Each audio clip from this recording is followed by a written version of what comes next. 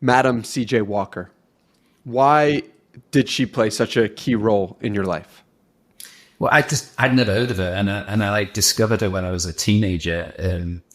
I was hiding out in the public library, the town library, to escape my tormentors. There was a gang of antique English people in the town I was living in.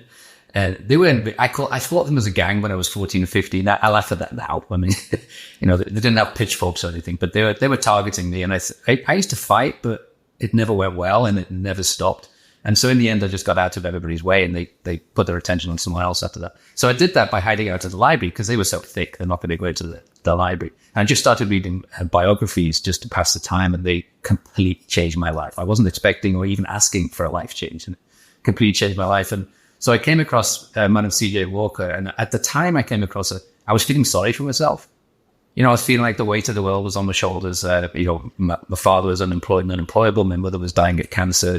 We were told she has 6 months to live.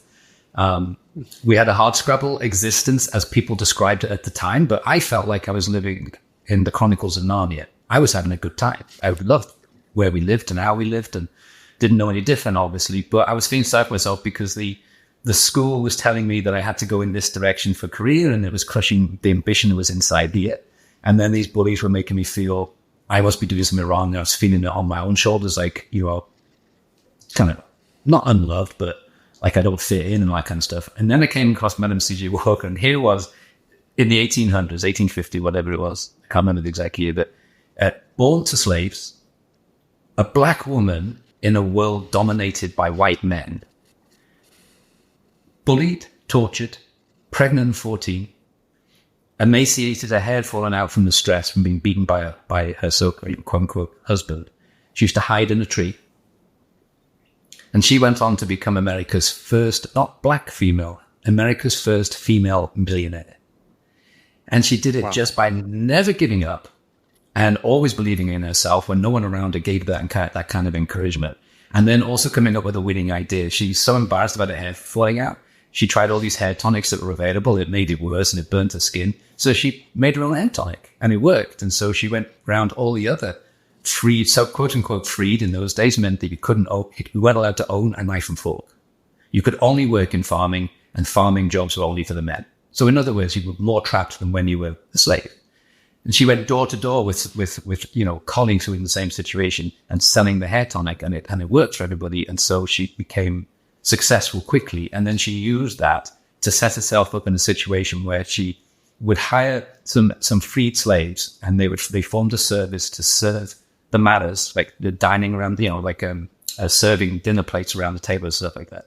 And they were treated like invisible by the white masters, if you like, but they have ears. And so she trained them like spies to listen to all the conversations and to report back. And so she started to invest in, an investment that she'd heard, that one of her people had heard in these conversations. And that's how she grew. She became a millionaire. And then the best part of it all, she used her position and the power that she created for herself to change the legislation against lynching. And I thought that was such an inspiring story, because here was somebody who had the worst possible circumstances. I immediately stopped feeling sorry for myself and decided that I'm going to do something like that. I'm going to make something myself. And when I make something myself, I'm going to find a way to make that even more impressive. So at first I'm starting out selfishly saying I'm going to make myself successful, but I also knew that when that happens, I'm not going to, sit on a Hogwarts vault of gold or anything like that. I'm going to use it for good, which is what I'm doing now with TrevorGBlake.com. It's this is my Madam C.J. Walker anti-lynching. This is my TrevorGBlake.com. You don't have to accept failure. You can be successful. It doesn't matter what circumstances you start out. Have to do it this way, and you'll have a success with balance. So that's why she inspired me. And I've read different versions of her biography, probably half a dozen over the years, and they're all very similar in terms of the inspiration she gives to anybody.